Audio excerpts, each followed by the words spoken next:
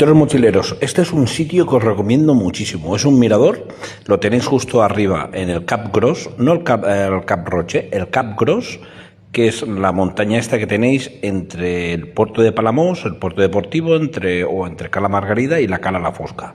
Hay una cima arriba, tenéis una cima, tenéis un geodésico en el cual os confirma que estáis en una cima del FEC, de la Federación de Entidades Excursionistas de Cataluña.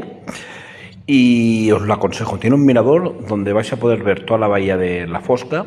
Aquí abajo os estoy enseñando lo que es el montículo de que hay un poblat ibérico, donde está la playa en Castell. Incluso se divisa un poquito lo que es la Cala del Salguer. Todo por aquí pasa el Camino de Ronda.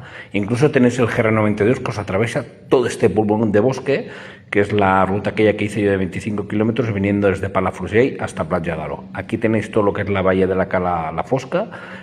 También está el Castell de San Esteve. Aquí pasa todo el Camino de Ronda, que os vais hasta la Cala del Salguer y todo lo que es la playa del Castell. Y aquí tenéis toda la bahía de la Cala La Fosca. Aquí tenéis el chiringuito, aquel tan guapo, ¿vale? El Cap Pujol, que hace unos arroz caldosos brutales, polares. Así que espero os haya gustado, con alegría y entusiasmo. ¡Let's go!